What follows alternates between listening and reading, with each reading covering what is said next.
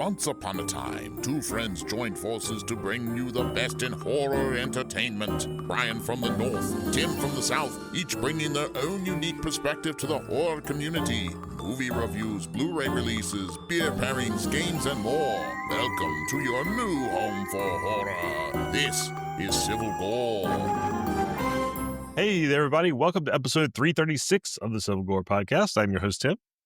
This is Brian. And Tim, I don't know if you feel this, but I was outside earlier and I saw something like kind of like rumbling in the ground a little bit. I don't know. Yeah, Do you you got to be think careful. do you think I think in a pretty well-established town here. I think if I noticed any graboids, I would have noticed previously though, you Well, know. I'm here at the beach, so there's not. I think the water level just would not allow for this. I'm hoping that they just True. couldn't. They couldn't survive underneath. I mean, you can't even build basements here, so I don't think they could. They would handle it. But yes, of course, we're talking about Tremors, which is our next franchise in our summer Slaycation series. And speaking of Slaycations, here's the problem, guys. During summer Slaycation, Brian and I are also on vacations, so it's kind of Well, tough with the schedule. yeah, because I mean both our significant others, our wives there, they are in, they work for educators, right? So, I mean, like, Yes, so yeah, they can't be like, they have time off, like at limited times. So we kind of have to work around it. So it's like, it's not like yeah. Tim and So I, which we can just, as long as we put our vacation in, we can usually get it without a problem, but you never know. So, so that was the reason why we had kind of a couple of off weeks there, with having to release the interview for one of the weeks and didn't have anything last week is because we were just traveling and doing different things, which we were going to talk about. We don't usually have yes, first chops for our summer staycations, but I think in this case, because we've been out a couple of weeks, it was time to do a catch up and explain to you guys where we were and what we were doing. And we had some yes. really fun stuff to tell you about. You kind of did like a Yoda thing there. Didn't know where he was, what he was doing. I don't know Yes. why it just reminded me of. Okay, so we've been gone a little too long. I We think have. We're my head slap is still happy. rattled from Yeah. 3 days at Disney, but we'll talk about that. Yeah. So I will go through my couple, I guess, first, because they'll probably be shorter. So the first thing I did, this is a little horror adjacent, I guess, is we went to a Ghost concert in Raleigh. And what Ghost is, if you are not familiar, is a heavy metal-ish band. It was a Swedish band, and it's an anonymous band. So if you don't know what an anonymous band is, it means that the members of the band are in full costume, so you don't know who they are. Now, the Yeah. lead singer of this band, Tobias Forge, he was outed um, many years ago when shortly after I can't remember exactly when, but anyway, people found out who he was. So he no longer tries to hide. I mean, he still puts on the persona, he puts on the mask, he puts on the costumes, but people all know who he is, and he does interviews, and he fully acknowledges it. There's no secret there with the lead singer. But When you were saying anonymous, I assumed it was like they all wear Guy Fawkes masks or something, and they it's similar, you'd be surprised, yeah, but the band members themselves, which they call the ghouls and the ghoulettes, Oh, depending that's on whether they're cool. male or female, they are in full costume, and you don't know who they are, and they're rotating, so you might go to a concert and it would be a different guitar player, but you would never know because 'cause they're in the identical costume. So, the cool thing about Ghost is it was created to be, I think Tobias said at one point, he kind of wanted it to feel like a lost band from the 70s or 80s, a lost black metal band that you'd never heard of, and then they suddenly just discovered them. So they have a very heavy influence from 70s glam rock bands, 80s hair metal bands, black metal, that kind of stuff. They have that vibe. I would say that it's definitely not, like, super, super heavy. There's a big pop element to it as well. Somebody mentioned that, Ghost puts the, ABBA in Black Sabbath is one of the sayings. So it's kinda so they That are they need a very. shirt that says that. Yeah, so it's very, it's a very gimmicky band, and that's kind of the appeal of it. They got like this huge cult following now. Everybody was dressed up when we went. The people dressed up in the makeup and everything, and the whole conceit of this is that it's basically presented as like this dark, evil version of the clergy of the church. And so the lead singer is always the pope, like the evil pope. And he, I wouldn't say evil. It's just The evil kind of pope. not, I mean, I guess they don't, I mean, they really sing about love and not like they sing about Satan and stuff, but it's not in that perspective to be evil to each other. They're a very positive band, but each tour they have a different head or a papa is who they call him. So they have a different papa for each tour. It's the same guy, Tobias Forge, but he's in different costumes and they change the look of all the ghouls and ghoulettes. So basically they reinvent themselves for every tour and come out as a different version of this clergy. So it's just kind of cool. And they call their concerts rituals, which I thought was cool too. So people say That's like, did you go cool. to the ritual in Raleigh? Did you go to the ritual in Jacksonville or whatever? So anyway, I was looking forward to it. I'm a very recent Ghost fan. My brother is who initially turned me on to him, and I didn't like it at first, and I didn't listen to it. And I kind of circled back after hearing people talking about it, and it kind of started growing on me. And then when I learned all the lore and the background, all the horror elements like really appealed to me. And then I just kind of went down the rabbit hole. And then all of a sudden I became this fan. And then now after seeing them live, I'm a total diehard fan. So the interesting thing about Ghost is they did not allow cell phones in the venue. First concert I've ever been to that did not Wow. allow Yeah, cell usually phones. they want you to like wave it and Yeah, stuff. no, this one, Tobias does not want the distraction of phones. It's nothing about the secrecy. It's more about he just wants it to be like an old school 80s concert experience. So when you go in and you scan your ticket, they put your phone in a little locked pouch that you cannot open. Yes, they're called, Yonder pouches, but I've Oh, never seen this technology before, but it's like this magnetic lock on it, and you can't open it, but you keep the phone on you, and they even gave you a lanyard so you can hang it around your neck if you wanted to, so you keep your phone on you at all times, and if there's an emergency and you need to use your phone, you can go out and there's designated areas where it will unlock. It can be unlocked and you could use it, but during the concert itself, you couldn't access it. Obviously, people have hid phones and yeah, taken yeah. sneaky things, but overall it was cool because none of the What about your concert Apple Watch? Does that like register still? yeah, Oh, that yeah, they didn't care about your yeah, they didn't care about so you watches. I technically have could Apple. still text, I guess, through that method. Yeah, yeah, I mean, it wasn't, like, super hardcore, but the whole thing was just designed to make it more of, like, an old school concert. So we got in there, it was amazing. It's one of the best concerts I've ever been to. There's, projection mapping on the back where they do have, like, these stained glass windows that shatter halfway through the concert. There was, smoke machines, pyrotechnics, all the things you would normally see in like a big rock concert. The vocals were on point. All the instrument, like the band members are phenomenal. All of them are phenomenal. The guitarists and stuff are just insane. So it was just really cool, and it was presented as like this kind of whole story where they went through.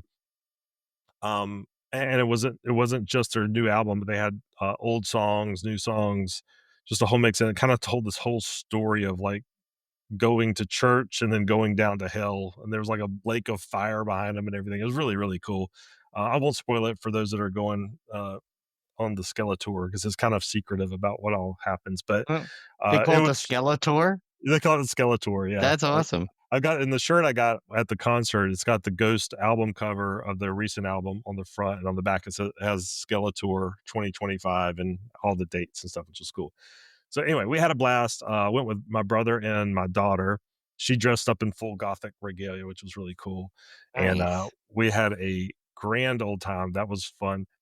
And then coming right back, turning right around, I had another concert to go to this past Friday, which was the Weird Al concert. So my brother had gotten me tickets for Christmas, and he got me two tickets for me and Olivia. Well, I ended up buying two more tickets for Joshua and Anna. Well, Anna ended up going to Texas to visit her cousin, so she couldn't go to the concert, so we had a free ticket. So we started asking around, like, who wanted to go, and we found out that, a couple of our good friends who are parents of one of Joshua's best friends are big Weird Al fans, so they got tickets, and we gave them the 3rd ticket for their son, and so now we all got to go, and that was Oh, really cool nice. because we got to, it was kinda fun because we got to hang out with another family. Um, all I can say is, about Weird Al, I'd never seen him live before. I know you have, Brian, right? Yeah. Oh, yeah. So It's one of the most fun concerts I've ever been to. yeah. So I didn't know what I did really didn't know what to expect because when I was growing up, Weird Al was kind of a nerd thing. Like only the nerds listen to Weird Al. So it was just kind of what this thing that I just kind of felt was kind of like this private outsider weirdo thing to listen to. Kind of like Um, horror. yeah. So, so I kind of felt like that was kind of a nerdy thing. And so I'd never gone to see him in concert or anything because in my mind, it was like, well, that's where all the like nerd outcast people go. And even though I listened to it, I don't think, I'm just, it's, it's not something I need to do.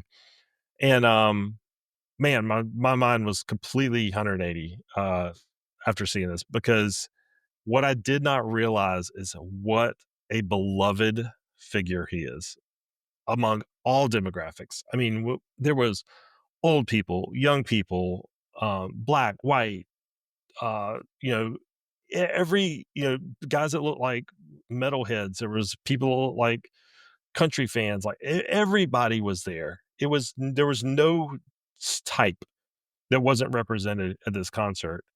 And I realized that he's been around so long that now it's become this like cross generational thing. So you have people like me who grew up with him in the 80s, listen to Eat It, like a surgeon and stuff.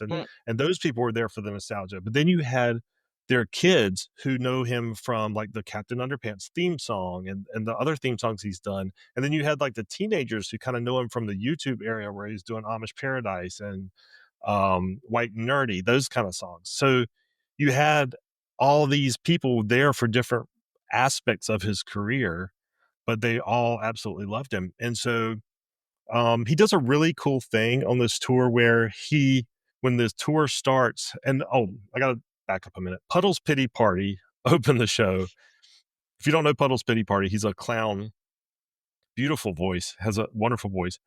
It was the most bizarre opening act I believe I've ever seen, and I say that in the most kindest way. It totally unexpected. And I'm not going to spoil it, but it was hilarious. It was weird. It was bizarre, and I absolutely loved every minute of it. So shout out to Puddles. That was insanely good. But yeah, Puddles. they're doing this thing where when he comes on stage, or when Weird Al comes out, he actually walks from outside of the venue onto the stage, and he's filming it the whole time, and he's singing Tacky, which was his takeoff of Happy. Right? I think it's the name of the song, the Pharrell song. Oh, But yeah, anyway, yeah, happy. Yeah. but he's singing that the whole time. But he literally walked from the back. We were on the lawn.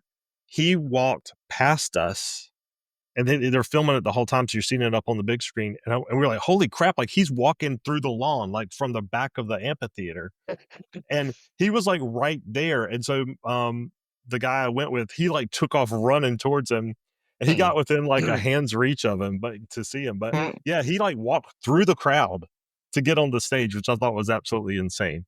So I've never seen an artist do that ever. He's But doing a Jey Uso from yeah, WWE. but yeah, so he went through, I mean, it was almost 2 hours of deep cuts, hits, just a little bit of everything. It was such a great show. It's very multimedia centric. Like he does so many costume changes that there's a I was lot of gonna say, I breaks. hope he still does the costumes because that was so Yeah, cool when he he does so many that you have to have some way to fill in the gap when he's doing costume changes. Well, they had this big video wall on the back, so he would play like clips from UHF or clips from his recent Weird Al biopic, and or just random interviews and stuff he had done. So there's always something to watch. Like there's never a dull moment during the whole show, even while he was doing these concert changes. Um, I won't spoil what the encore is, but it was exactly what I wanted it to be. And he did one of my favorite originals, which is One More Minute with You, which is one of my favorite Oh, yeah, I Weird love Al that. Yeah. originals. And he sang that, and I was so excited because that was the one original song I was hoping he would do. And also Did he Dare to do Be it Stupid. did he do a Nature Trail to Hell? That was, like, No, for no, horror he didn't themes. do I Nature love that Trail to one. Hell, but he did Dare to Be Stupid, which is also good. Okay, yeah. Which is also another Well, one of my that favorite. Weird Al in 3D album, I think I went through 2 of them, I played that so much. I think I had to Yeah, buy, I like, a did too. second album because I listened to that one over and over, like, when that Me came out, too. because that was a big thing when that album came out, because that had all his, like, the ones that you really got to know him from, even though you kinda knew him a little before with, like, Ricky and, Yeah. um, some of the other ones before that, but, like, I feel that that's when he, like, at least for my Weird Al, fandom, it began with that album, and then, like, and then, of course, UHF was huge, to me for me, and then, like, I think when I saw him, they had I think UHF was, like they had clips of UHF on there during, like, the Mhm. time the breaks and stuff because they had to do that, and I mean it's crazy to think his show didn't last longer, like, what was it, like, a season, I think it only I did, like, know, the Weird Al yeah. show, and that should have lasted forever. That show Yeah, should and still so be on, it was so I just couldn't believe how, like I mean, and people were, like, singing along and waving their phones and, like, everybody was so into it, like, it blew my mind that there was this many fellow Weird Al fans out there because I thought I was this outsider oddball that liked Weird Al, and I realized that was not the case, like, everybody loves this dude. Oh, yeah. When I went, oh my god, and now I think he's from actually, I think he might I could be wrong on this, but I know at least at one point he lived there. I don't know if he's from originally all the way, but he definitely lived in the Bay Area for a while, Campbell, California, which is not too far from me. I still have a friend of mine who I went with to see the Weird Al. He's one of the people that were there with. We saw the Palace of Fine Arts in San Francisco. So it was a cool like outdoor venue and stuff they had. But Yeah, but it was neat. So I remember he always tells a story of like when he met him, like he was there somewhere and he said he like acts exactly like you'd want him to. Like, and I yeah. said, what does that mean? Kind of thing. And he basically said he like went up to him and he tapped him on the shoulder. He's like, Al, and he turned around and he went like, yes. Like in that like way Yeah, he could do it. Like, and of course, like our friend Cone is a big Weird Al guy. And I yeah. feel like they're like kindred spirits in a way. Like they They kind of really remind are, me, yeah, like I feel like yeah. they were like meant to like, be fans of, like, like, of each other kinda thing. Weird Al needs to see Weird Cone. No, he's not Weird Cone, but you know what I mean? But yeah, and yeah, no, I tell that to everybody. When everyone asks what's my favorite concert, I mean, that's just, like, right now, my overall favorite might still be that Weird Al one, but I say, like, okay, to be fair now, like, if you don't c like and I don't know why you wouldn't because he's actually uh, extremely talented of a musician. Yes, he does Yeah, all these funny songs, but he's actually very talented. So for them to, but I know what people mean when they say, "Well, no, what's your real concert?" They mean like more of a band. And yeah, obviously, what was I think before that it was the Rolling Stones, but now I saw the Voodoo Lantern, but now it's Metallica, the one I recently saw. Um, yeah. I heard that but I still tour was think great. overall, out of every concert where I had the most fun at, it was easily not even close to the Weird Al one because, like, you don't if you look around, you don't see one person, like, not having a good time. And sometimes you'll see concerts, and especially nowadays, you'll see people on their phones Yeah, yeah. like, just, like, sitting there down and when we were at that, like, everyone was, like you said, singing along, having a good time. It was not a frown to be found in that, like, crowd. Oh, it was so And much and so many I it's such a great family concert too. it I mean, is, just to yeah, and, bring like, kids to. how often do you find that where there's this, like you said, the multi-generational thing where everyone can have their own, like, little piece of the Weird Al pie kind of it's Yeah, like he did some cool things too, like, he did I noticed he's been doing covers of he'll do, like, one cover song, and it seems like he changes it up every show. But he doesn't parody it. It's a straight cover. And this show, he did a cover of George Harrison's "What Is Life," which was so nice. cool. And it was like a straight Yeah. cover. He wasn't like he was just performing it. It was so neat to see like him do just a straight song. Because obviously he's talented enough to do that. So yeah, it was. Man, if you guys, I don't care if you're just even like a slightest Weird Al fan, like Yeah. I mean, maybe not even a fan. If you just know of him, I would still recommend catching him live. It was amazing, and I got the tickets for $30. Well, not money, my He's ticket was not even free. that expensive. No, That's the thing. it's like He makes sure everyone can afford his concert, which I not a was lot of like people do these days. I mean, I think now I got the $30 through the Live Nation Summerfest thing, which was $30, but I think even the regular ticket prices were Yeah, cheap. no, And then I went to his merch table, like, the T-shirts for, like, $25. Yeah, which like, is where do you see nothing. that? Where do you see that? Like, for No. usually concert shirts are 40 bucks. Like, I went and Yeah. bought a Metallica t-shirt because they had a pop-up store before the concert, and I'm like, Yeah. "I don't have any Metallica." I'm like, and I asked my brother, I said, "I kinda wanna get it." He goes, "Don't get it at the show. You'll never get online, and plus they don't really sell it at the show. They sell it at the pop-up store." And he's like, I'm like, "Oh, but I guess I can't really wear it there." And he goes, "No." He's like, "Metallica's the one band that's okay to wear their shirts there because Yeah. everyone wears their shirt." I said, Yeah. "Okay, I Well, just don't Ghost wanna is the stick same out." way. Everybody Yeah, had a like, Ghost shirt on. Yeah. yeah, like, there's certain bands that, like, it's okay to wear the band, Yeah. like, that funny scene in, like, Can't Hardly Wait, Yeah. but, and so I wore that there, and it was like I think it was like bought a really cool one because it was kinda horror themed for Metallica, so I'm like, "Oh, this is the one I need to get." It was like a skull and everything. So I Yeah. got that, but it was still like 40 bucks, and Yeah, then my with Ghost shirt was tax like and 40. fees. Yeah, mine was like I 40, mean, 45 bucks, and I'm like, I'm going to the Weird Al. I'm like, God, his shirts are like 25 bucks, and I paid 30. I felt like I was stealing from the guy because the yeah, the show was so good. I'm like, I've paid for tickets that are 100, 150, $200 that weren't as entertaining as this show.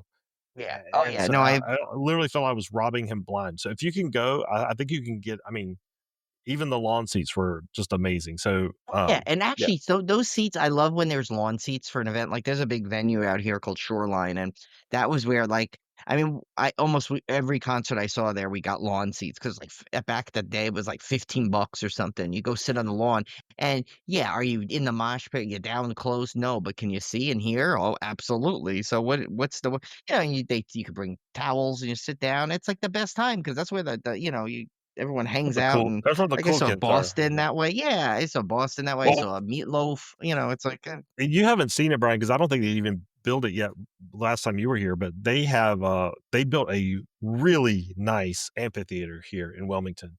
It's right on the river, so it's beautiful scenery, but it's small-ish. I think it's a capacity of 7,500.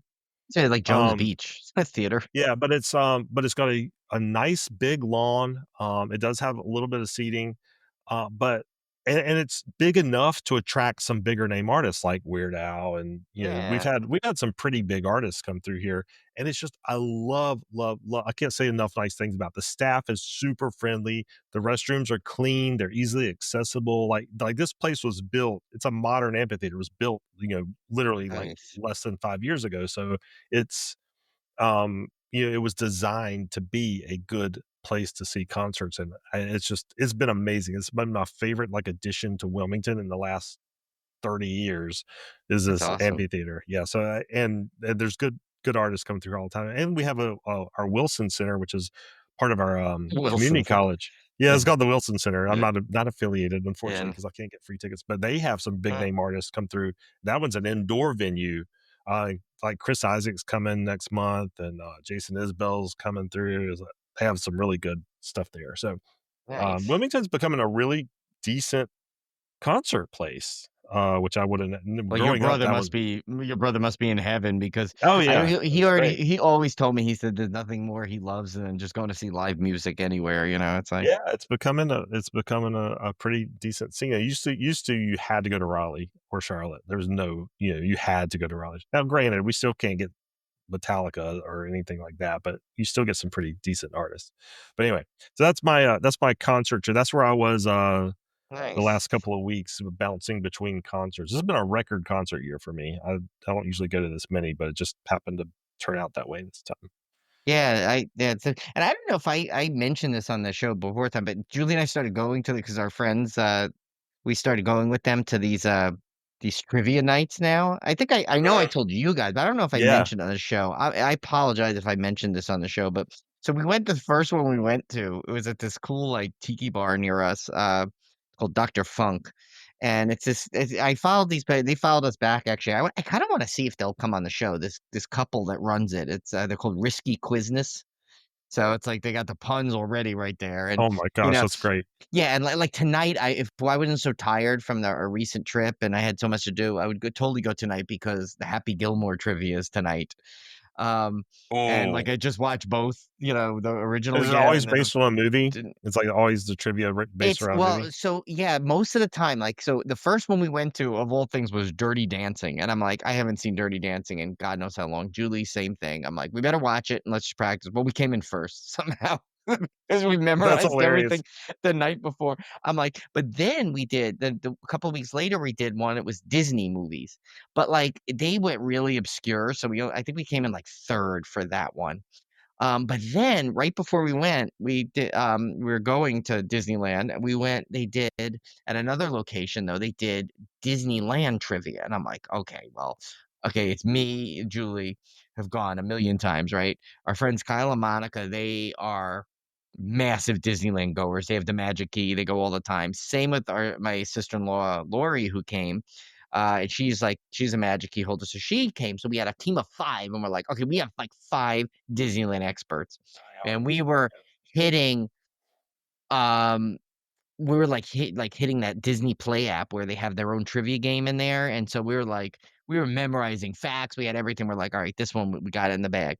And we're actually in first place for most of the way, and then we got hit with a question that it's funny, my sister-in-law Lori knew the answer to, but it was so loud in there, we misunderstood what she said. She thought she was giving our approval for what we came up with, and we didn't pick it, and then it knocked us out of first place. I think we ended up coming in 5th. So my theme park cred Oh. is but, but it's really cool though the way they do it. So they do and there's 40 questions, and they usually the first one is like a fun, silly one that everyone can get. But then it goes in and you go on your phone, and it's like so you also it's kinda like that game Mike and EB play with the ultimate where the faster you answer, the more points you get for the thing.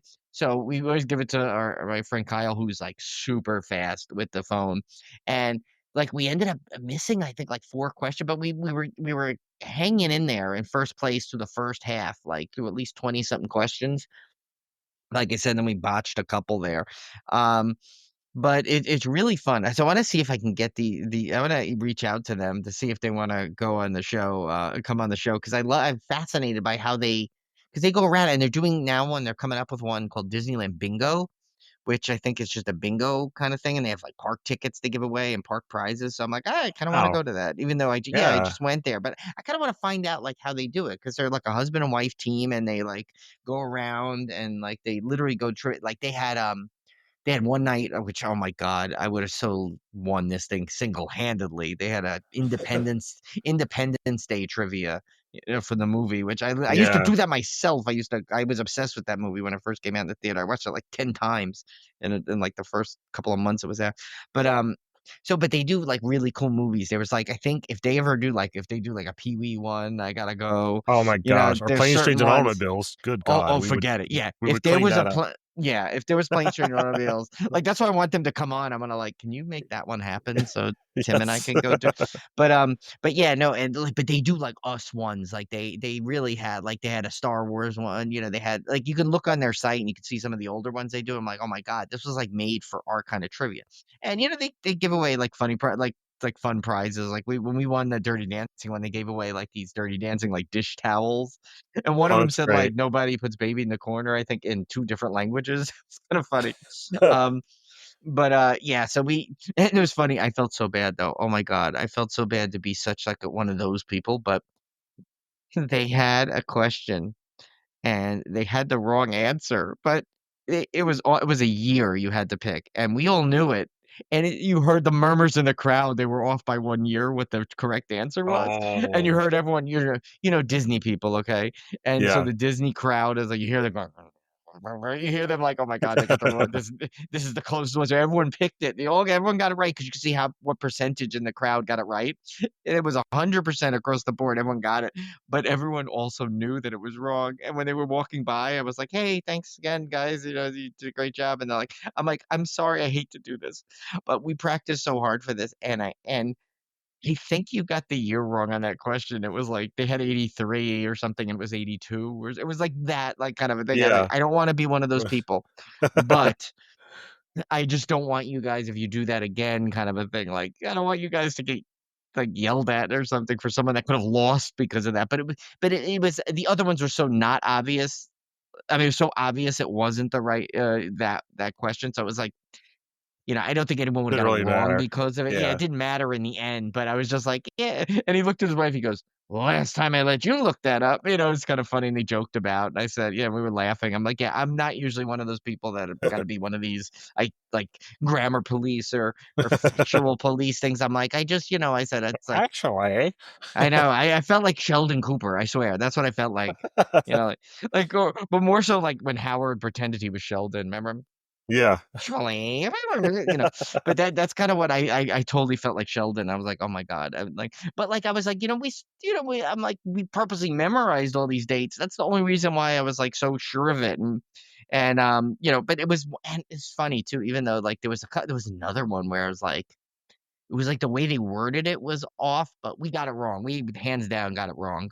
Anyway, but not like, and then when we realized the question, I'm like, "Ah, okay, that's on us. That's really like we took it as like I think we misheard the question the way it was, but it was right the way they got it, and we were wrong. Um but anyway, that leads me to so we ended up going to a Disneyland recently because it's the 70th anniversary. So I got that really good Costco deal. I don't think if did I mention that on the air too? The Costco has this insane deal for the 70th where I think it's like 800 and oh no, it's 449, I think, for the tickets, and that includes a 3-day park hopper pass, the multi lane lightning lane experience, which is like their paid fast pass thing, or it used to be Genie Plus, uh, and then also comes with a $30 dining credit. So I'm like, wow! I said that deal, and I used to do the math because I spent the tickets for Julie and I, and I bought 2 of them, because we are gonna go. I spent more than that last time when we went, like, not even 2 full days. We got a 2-day park hopper, but we couldn't stay fully the second day. We Oh, had to fly back. wow. So I'm like, "This deal is insane," and I also had $100, gift cards, Disney movie rewards when that program ended. I cashed in to as many because 'cause I'm like, "Oh, Mhm. I'm gonna go to the park at some point, and you can use it online too." So I did that. So we were like, I want to kind of go in the summer. I like going the anniversary years for sure. I've actually been there, I think, on the 50th and on the 40th, like the exact days. We didn't go the exact day this time. It was midweek, can't do it. Um, so we went for the weekend and, it's cool. They have cool 70th anniversary things you get, and like they added like the Walt Disney animatronic. Which, spoiler alert, if nobody wants to hear, I don't know if you by the time you make I've it seen there, the Tim. clips Yeah, on it, you've seen the yeah. clip.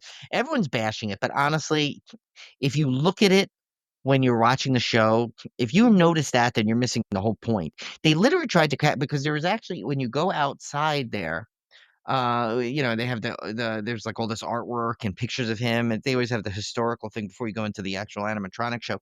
And it looks like they tried to just capture his face from a certain picture where he's like smiling and giddy, and he's from in the 19 like there was a specific look they were getting, and I thought they captured it right. It's just when it starts to move people, you can say like, "Well, that doesn't look exactly like him." I'm like, first of all, how many animatronics do you actually see of the person that you've seen?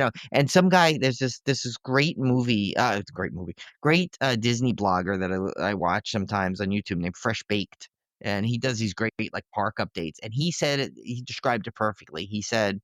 He goes, "It's really hard to create an animatronic of someone who you are so familiar with and seeing so Yeah. many pictures. If you're a Disney fan, you literally have his face ingrained in your head. So how do you there's no way it could ever be perfect. But I'll tell you that the hands and the mannerisms, like there's a part where you see his hand just like flutter his jacket open a little bit, and he stands up, That's from his cool. desk, and he does a nice little thing. I was like, I loved it. I saw it. We show this. We saw the show twice while we were there. It was great. So I don't know what they were thinking. And then I told you I ran into like one of the guys there. I still got to tell Mike and EB this story, but I ran into a big Coaster Radio listener that happened to be working at the park, and he knew of your ride and was like, That's so and cool. I know, and he did the ride that same year that you did it. And so I told him, I said, "Oh my God, my friend and co-host is literally the one that won that year." And he's like, He's like, "The creature ride?" I'm like, "Yeah," and he's like, "Oh my god, I love that one." I said, "It's great, right?" And, like, I didn't go into the fact that we're still hoping for them to give you some kind of, like, Yeah. free pass for life for stealing the ride, um, but yeah, no, so it was cool to talk to, so it was fun to, like, kinda run into someone who was, like, a big Coaster Radio listener there, um, and then, and it just they had, other cool things, like, so, we hadn't done like, the Haunted Mansion was closed the last time, so they had that reopened again, and that was, same old ride, just was fun to ride it again since it was closed for the last time we were there, they were doing that refurbishment. We rode Tiana's, which was a new the new version of Splash Mountain, which, other than the same I will say I missed the Zippity Doo Dah song, though. I do I like that as a Disney song. I understand why they changed the ride. I have no problem with them changing the ride. I'm not as familiar with Prince. I never saw the movie Princess of the Frog yet, so I should have probably watched that before I go, but supposedly it's like the ride is supposed to take place after the movie, so it's not like so I kinda Yeah, it knew the doesn't directly tie characters. in. Yeah, Yeah. so I get but otherwise, I don't know, everyone was complaining about it. I don't know why they were complaining about it. They're like, "Oh, the animatronics don't look good. This doesn't look good. This do" I'm like, "I don't know what they're talking about." I thought it was, great. I mean, yes, you might prefer the original Splash Mountain, I guess, to each their own, but, like, to bash this version, I don't know why they bashed it. I don't think it I was I mean, I think about bad mouthing the Disney fans. Disney diehard fans can be some of the most like cynical and critical of all the fan bases. Like I mean, Star Wars is the same way. You Yeah, have these like and I'm both, I'm yeah, not like that there's bad. but there are like there's a segment of those fan bases that are just kind of toxic and they just hate everything. Yeah, Um, no, and and it's like I have my gripes with Disney's the way they run their park things. Like I still think there's still some issues with the way they do their lightning lane. Like they charge you a decent amount, and the fact that you could but granted, if you look, I was saying this to I don't know, I think it was my sister-in-law. I'm like, well, if you compare it to other parks, right? You go to Cedar Point, right? You buy whatever their fast lane is. I mean, everyone's got their own name already. I can't remember it. I guess it's fast lane there at Cedar Fair still until the whole thing blends into one fast thing because the parks merge. But and you spend like what is it, $50 for the basic tier, and then like it doesn't yeah, even get every ride. Then there's the next level. And there's like 5 levels or whatever, 3 or 4 levels you can get. So, and I'm like, why, if Disney's gonna try and do that thing, they should do that then. Because like, like where there was a day where we were at the park and like Guardians of the Galaxy, everyone spends the same amount on their fast lane. And Guardians is sold out by like 11 o'clock. You can't get it again. And I'm like, so that to me, that's a problem. You shouldn't ever be sold out of something you paid for like that.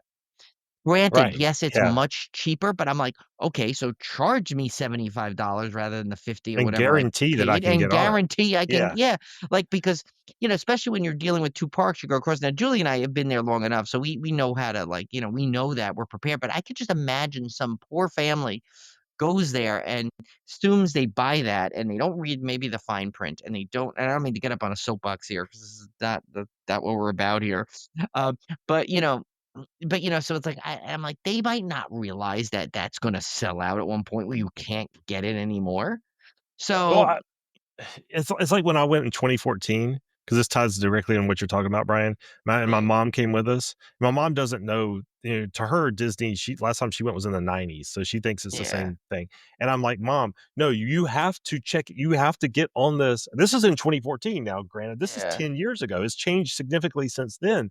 And I'm like, "No, we have to do this to get on the Frozen." This is right when the Frozen ride Yeah. opened. I was like, "No, we have to be at the park, and we have to check in, and we have to be there, or we're not gonna get on it." "Oh, no, don't worry about it, don't worry." And we guess what? We never got to ride it Yeah. because she didn't understand that. And now, granted, she was with me, and I know everything about these theme parks, and I've been doing research, and I've been researching for weeks on Disney and what we need to do. Imagine like some, family from Nebraska or somewhere that's never been to Disney before. They've just spent their life savings on this one trip to get there and not be able to ride anything that they want to ride. Yeah, It's and I it's mean, crazy. yeah, and I mean, granted, arguably, it's like the way I look at it is Julie and I always like that we go to any kind of theme park. Like, if we know we're not gonna be there repeatedly. Like, it's not that big of a deal for us as much now because now we live in the same state as a Disney park and can literally drive there on a whim if we wanted to spend that kind of money, on a day to just go for the day if we wanted. But we're down there visiting my brother all the time. So it's not like it's like it was when I was in New York when it was like you had to take a flight somewhere and you had to do, but so it wasn't that big of a deal because I know we could come back easily. But like you said, someone that has to travel in there and and a family of four is like a ridiculous expense at the Disney parks. So imagine them not realizing, just seeing that, okay, I bought the fast lane and not realizing that like it will actually run out at some point. And they've just spent all this money and an extra, like probably like for a family of four, be an extra almost $200 on your tickets to get these multi lightning lane passes. And it's bad enough too that the two biggest rides there, is arguably right now is Rise of Resistance and Radiator Springs Racer. They're not even on that tier. The only way to get it is you get the premier pass, which is like $300, or you can buy the single experience pass, which, as I did point out, I'm like people were so angry about that, but I'm like, well, if you look at it, if you they just include it because every pass does it in one per tier, you'd be basically spending like 75, $80, which is comparable to every other park. It's like higher tier. So I'm like, Yeah. it's not Yeah. that ridiculous if you look at it that way. Now it is ridiculous to someone who just dropped all this money and realizes, wait a minute, I'm the two best rides in the park, possibly. I can't even on the two parks, I can't get on now. You're telling me unless I have to wait online or I have to do this. But like, if you rope drop, which I'm gonna get to one point, you can usually get on Rise right away, with minimal wait.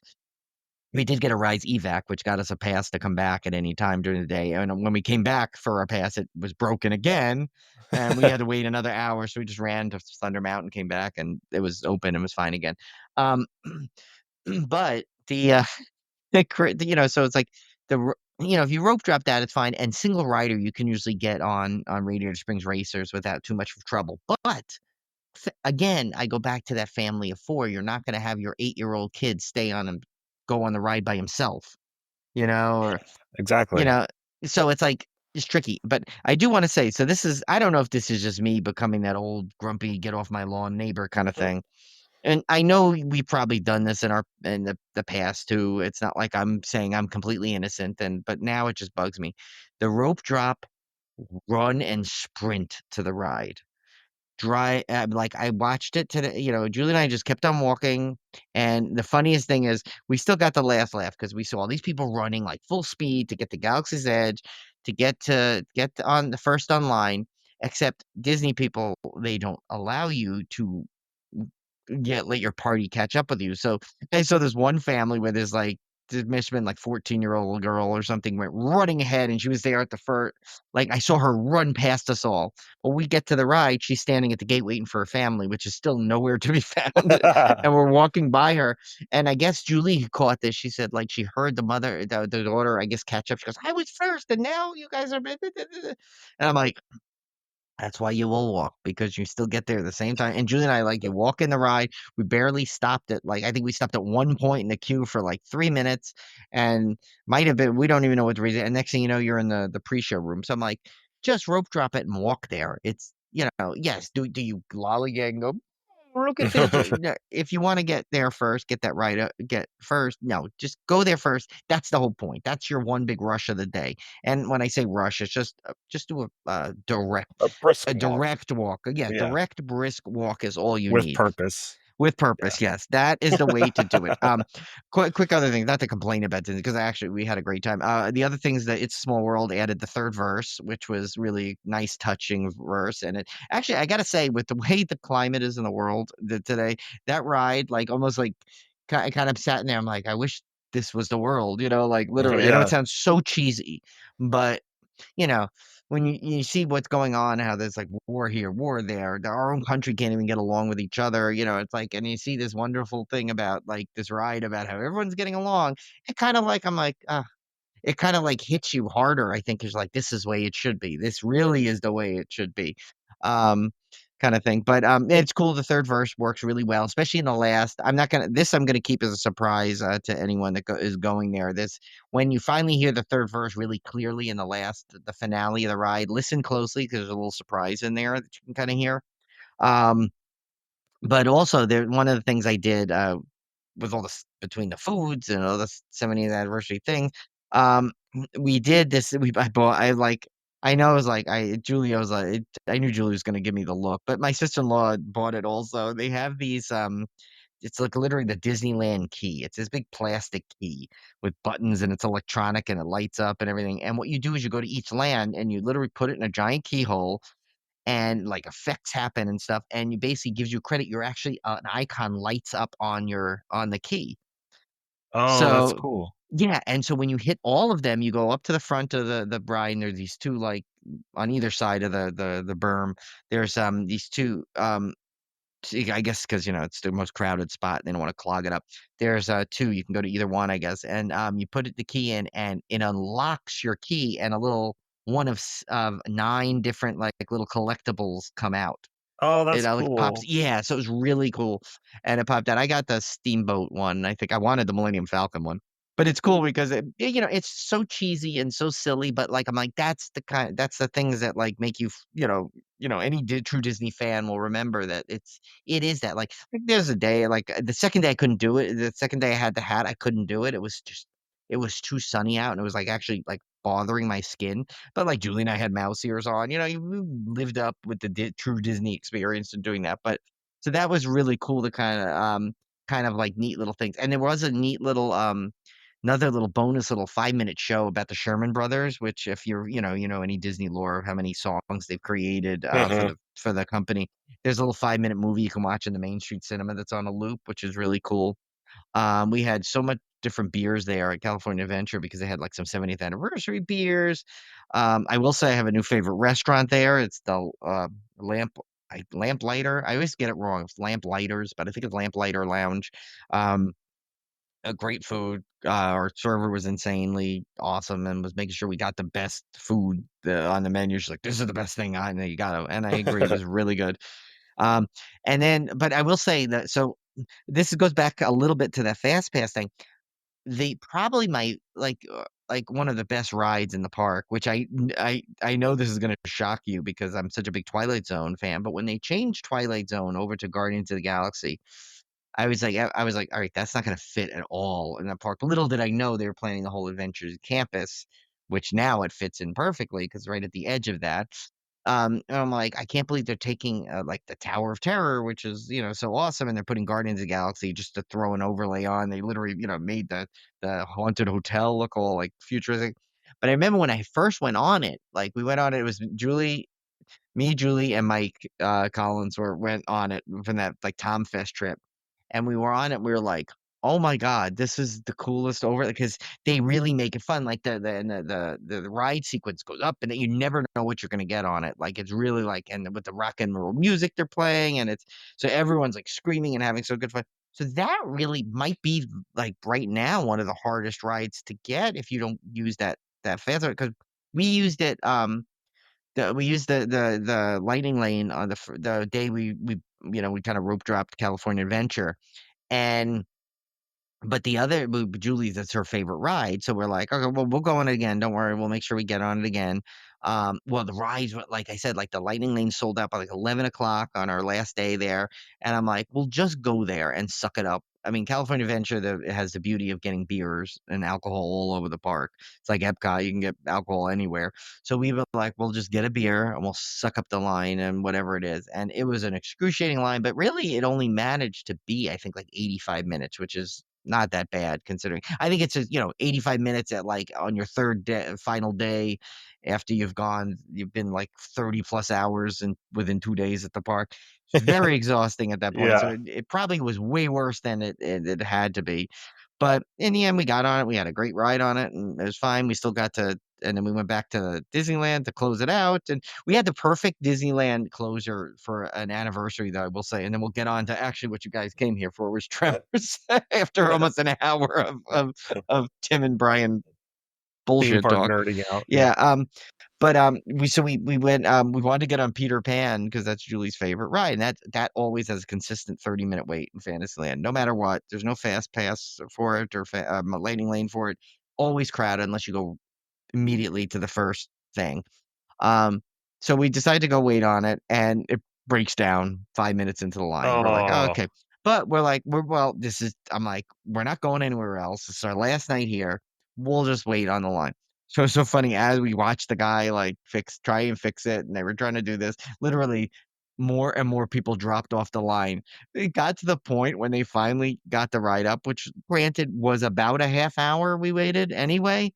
All of a sudden, I realized I'm like, "Oh my god, there's like 10 people in front of us now." It was like we had like 3-minute wait, and I felt so bad. It was mother and daughter that were like you could tell they wanted to wait for so bad, and right when they gave up, I kid you not, like 2 minutes later, they opened the ride. Oh, I felt no. so bad. I'm like looking for them. I wanted to signal them. I'm like, "Get in front of us," but I could not I find them. love Peter Pan rides. I That's one me of my too, that's always been one of yeah. my favorites as well. Yeah, because it's so cool. So we did that, and then we were starving, and it was like this point like 11 something at night. But we just wanted to, we were gonna go leave. But I'm like, let's grab something to eat. So we got one of the corn dogs at the Red Wagon place, which is right at the end of Main Street, which is the premier place to get the corn dogs. And Disneyland, for some reason, in that spot has like the best corn dogs in the world. I don't know what they do differently, but it's amazing. So we grabbed that. And that's when we realized we're like, "Oh, you know what? We never watched that, like, little, like, Sherman Brothers thing." So we sat there eating a corn dog, watching the little last minute Sherman Brothers thing, and then we left the park for the final time on this trip. And I was like, "Oh, it was a great." I said, "That literally is like a classic way to end Disney. You go from Peter Pan to get a corn dog and watch the little Sherman Brothers thing." But anyway, yeah. So that will our That's bonus great. Tim and Brian BS podcast. We don't blame you if you skipped all the way ahead to this, through this. But anyway, now we'll get, I promise. Well, let's get into Tremors here. Oh, yes, Tremors. Alright, so, yeah, Tremors came out in 1990. I remember this well because, I don't remember if I saw it in the theater in 1990, but I definitely saw it soon after on VHS.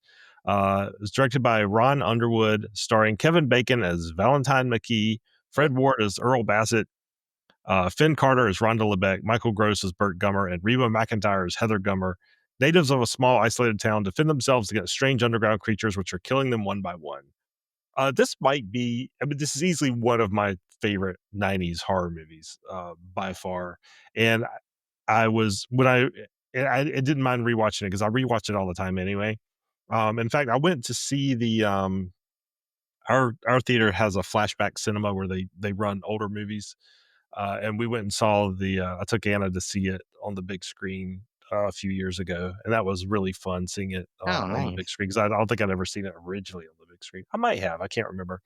But yeah, I knew when I was rewatching it though, everybody talks about Kevin Bacon in this movie, but I think Fred Ward is the real star of this movie. He is. I was gonna say that. I mean, at least the first two is Fred Ward's Yeah, movie, even I though mean, Kevin Bacon gets the credit. And then it he get obviously, as we get to the third, well, yeah, it deviates. he But gets the credit, but I'm watching this, I'm going, Fred Ward is like, I'm not saying like Kevin Bacon was bad or anything. I'm just saying Fred Ward's character was more entertaining and was more like like arguably the star. I would say Kevin Bacon is the co-star. I know he gets top billing because he's the bigger celebrity, yeah, you know, in hindsight. But man, this is Fred Ward's movie. Like he is so good in this, yeah. and he has all the best lines and everything. Yeah, and I don't know how old they both were in there, but I know Fred Ward had to have been older, but yet they looked almost the same age because Fred Ward did like visually never, I feel like he never aged until right before he sadly passed away when I saw him. But like back then, that was like Fred Ward was pretty big in the 80s. He was in a lot of things, like a lot of people you don't remember. Of course, Remo Williams, everyone remembers him for, but he but, like, he was in, like that what was that one, Secret Admirer, that C. Thomas Howell comedy he was in? He's in a bunch of, like, stuff, but, like, yeah, this one, it's like he had such a good, um, like, something about his persona, I don't know what it was, but he was just, like, every line was, like, enjoyable, and you kind of felt like, like they were trying to make it Kevin Bacon's movie completely, but, like, Fred Ward just could not be denied to take No, it. he was like, hey, I feel like he overshot. It's like when the opener is better than the main band. It's one of those Exactly, yeah. situations. Like, I feel like Yeah. Fred Ward, like, took over this movie. And I never really had noticed it before, but when I watched on this rewatch, I was like, wait a minute. This is not Kevin Bacon's movie. This is Fred Ward's Yeah. movie." But yeah, this one here's the thing about this movie that I was thinking about. Up until this point, and please tell me if you could think of another movie that did what Tremors did, before Tremors did. But I do have a like a comparison to another movie. I don't know if that's where you're okay. gonna get, but we'll see. Well, here was my thinking. I was like, okay, this movie is obviously based on like 1950s B monster movies. That's what it's based on. But all the remakes of those movies up until this point, especially in the 80s, you had The Fly, you had The Blob. They were all very serious. They were very dark. They tried to make them very like much more like true horror. Like they were taking like, okay, we're gonna update this old cheesy 50s movie and make it actually scary. But Tremors, I felt was the first one, and this is where I'm asking for examples before Tremors of where they took that concept of remaking, not in this case, not remaking, but reimagining sort of in the style of those old 50s movies, but kept it as a horror comedy and didn't try to go so serious with it. Yeah, so the only so this is I don't know if this fits that description perfectly, but while I was watching, and I haven't seen the original Tremors in a long time since like cable days when it first came on. But I noticed a huge similarity to another movie which we love, and it was Maximum Overdrive. If you look at a lot of what goes on in these two movies, there's a I've lot of never put that similarities. together. Because think about it, they both end up there's, like, the one of the main plot thing is that You're this, like, right, little, though. like, small town in a diner/store/thing, and there's these creatures, which at that point, I think they still think they're not sure where they come from, you don't find out later in the movies that according to them, they've always been in underground, but, like, people think they're aliens or that, but it's like and you have this, group of characters that, like, may not always come together, but they kinda have to come together to And they solve have to something. escape the diner that they were Yeah. trapped in. Oh my god, you're Yeah. right. Yeah, It and I really was, like, does. watching this, I'm like, "Oh my god, this is just" and I'm not saying it either one ripped each other off because Yeah. they're different in that way. Just the feel of it, the same reason why I loved Maximum Overdrive is the same reason one of the same reasons I love Tremors. But if you look at Maximum Overdrive could technically be kinda like those 50s B movies if you think about it, some alien things instead of, like, a creature, it's your It machinery really coming to is. I get mean, you. and Stephen So King grew up on those movies. I mean, oh, we love them. Yeah, he loved them. yeah. So, yeah, I could definitely see that. I've never put that together, but that's like a brilliant observation. Like, Well, now you won't be able to unsee it, which no, is crazy no, because this is now if Maximum you Overdrive with worms, it is, basically. but the thing is, it's like neither I mean, like I said, I'm not trying to say Tremors ripped it off, it didn't because it's like, it's Tremors actually has a lot of originality to it, the way that there's a lot of things they do that are like that do it better than any other thing, and I think that's why it makes it stand out so well, and Yeah. but I feel like it managed to what I love in a horror comedy is, how we've always said it needs the balance, but I feel like a horror comedy also kinda needs to have something that holds the horror and the comedy together, and it usually needs to be some kind of heart, and this film had that heart. You could tell they were like, this town, maybe they everyone didn't get along all the time, but the one thing they had in common and that they could share was the love of their area. As desolate and as, like, problematic as it is, you could tell, like, they just everyone like that little, couple that was, like, trying to build their home out in and sadly, Yeah. they didn't get to, but, just, like, you could just tell, it's like and you got, like, these, like, and the friendship between Fred Ward, Oh, Val well, and Earl. which you rarely see, male friendships of that close a relationship on screen. Like, that was a Yeah. huge deal. Like, this story is about their friendship, really, Yeah, if you and, look at and it was about, like, how they yeah, like, you could see, like, the one thing they always did together is their friendship got them to be always survivors, and they had plans, and they knew that, like, "Okay, we're gonna get out of this town. We're gonna get out of there, and we just gotta work together," and, they always did, and, they had their funny little, like, things that, like, best friends usually have, like, their little rock, paper, scissors thing whenever it Yeah. happened, and it was they repeated that, like, sequence multiple times there, it never got old because the timing was right, and honestly, you know how Joe Bob said that thing to us that time or well, not directly to us, but, like, Yes, but to the crowd yeah. of how, like, no matter what budget you have, if you have a good script, it doesn't matter. Like, I don't know what the budget was for this movie. I don't think it was ridiculous, but I will say that it's a very well-written script because it had to have been to come out as such a fun movie. Well, and here's the thing about speaking of the writing, so the writers for Tremors were S.S. Wilson, Brent Maddock, Ron Underwood. These were the same, at least one of these writers was the same one that did Short Circuit, Oh, another which one of our favorites. another 80s classics. Yeah. So you had like this background of making um I would say family friendly. I mean, there is some like gore and stuff in Tremors, but the same. And Innuendos and City stuff, but Slickers. you always One of manage to the bring City Slickers back into these summer's somehow locations. That's Ron good. Underwood, who Yeah. was a writer, he directed City Slickers, Ah, and and so that you see, there's male friendship bonding in it too, so maybe he was the one that got that part. yeah. So I mean, there's you could look at these other films that were done by people who wrote and directed this film, and you kind of there's that little I don't know what to call it. There's that little like City Slickers is the same way. It's this charm to it that was very Yeah. prevalent in the 80s.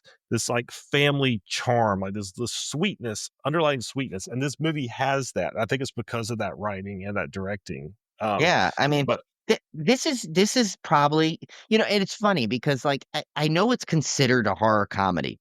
The comedy there is it's not like it's not really like crazy slapstick. It's just yeah, funny. It's like the perfect amount of comedy in there to the point of where it's like I mean, I still classify it as a horror comedy indeed because it doesn't take itself too seriously. And it yeah. kind of has, it has to be. I mean, literally, if you look at the flash, someone told you like just said, "Tim, I got a great idea for a movie." Down in the middle of nowhere, and these things just start coming up, and these worms coming out of the ground called graboids, and they're gonna eat you. You'll be like, "Really? That's Yeah. what you're naming it, number 1, 2? That's what the movie's about? That seems like some stupid movie."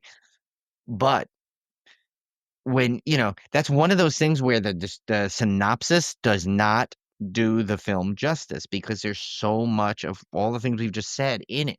There's friendship, there's humor, there's some cool gore in it. There's like it's like one of those like I feel like I mean I'm not gonna go as far as saying like I mean obviously it's not like is it a Mount Rushmore of horror? No, but is it in like the basket of to a new horror fan, you wanna start giving them some things to watch in here, I would keep Tremors in there as like, you Oh, wanna see a really good absolutely. horror comedy, good horror sci-fi comedy? Here you go, Tremors, It's perfect. one of One the of the first perfect ones that films for you to watch? one of the first horror movies I took Anna to. There you And go. It's here's the gateway, other thing. perfect gateway horror. I don't think you can, and this is why I was trying to find examples before Tremors. I don't think you can underestimate the influence this movie had, because do you think there would be Sharknadoes and Lake Oh, no. Placid and all the freaking hundreds of sci-fi originals that came out? I mean, this is a whole genre. The horror comedy B movie monster movie is an entire subgenre that unless I'm mistaken, came from Tremors. Now, I know there was stuff like Attack of the Killer Tomatoes, like, way And before the this, but yeah, that to me was more 85 Blob, like those I kinda mean, but, yeah, but those it's were like that was like what I was saying there, the '85 Blob itself was not humorous at all, like, it no, it was wasn't. straight, I mean, it had and moments where people laugh, but probably wasn't meant to be so no, and comedic, then Attack of it's the Killer like Tomatoes, I would say is yeah. far definitely hard Yeah. comedy, that's not really Killer horror. Clowns, maybe you wanna make the argument in there, but I don't Yeah, know. so but, I mean, from just pure term of B monster movie parody. I don't even want to say parody because that almost leans too far into the comedic direction, which Tremors does not. Oh, It kind of yeah, holds back. But I mean, I'm just thinking, I'm going like, where else do you where's the starting point for Sharknado? Where's the starting point for Big Ass Spider? Where's the starting point for now? Arachnophobia also came out this year in oh, 1990, so that's yeah. another one. But these films like created that whole spawn of 90s and 2000s, like this whole category of film, I think. And if you listeners have an example of a movie before Tremors, predating 1990, that fits this kind of mold, please let me know. But Yeah. I I mean, couldn't think of one. you could argue, but I think it's only because of one person. You can argue maybe Night of the Creeps. It's mostly because of Tom Atkins' awesomeness. You know, it's like Yeah, just him.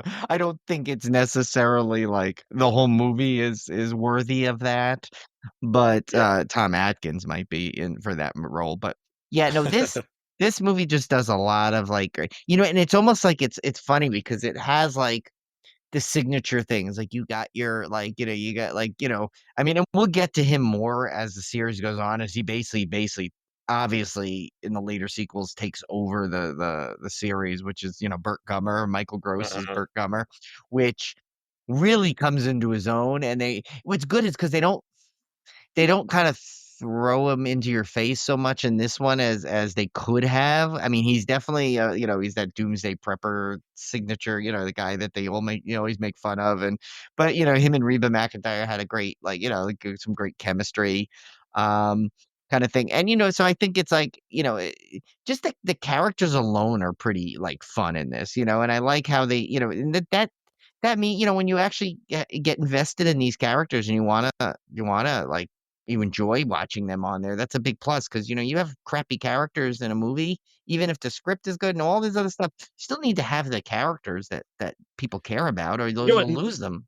The other thing I thought about, which was kind of funny when I was watching this, is now, granted, this is 1990, and we know there's no hard dividing lines between the decades, Yeah. because it was still basically you know, barely post 80s. Especially But those first few years of the '90s yeah, have been like '80s hangover, so but what a 80s nostalgia trip this was, because you had basically Michael Gross from Family yeah. Ties. You had Reba, who was hot on the country charts back in the 80s.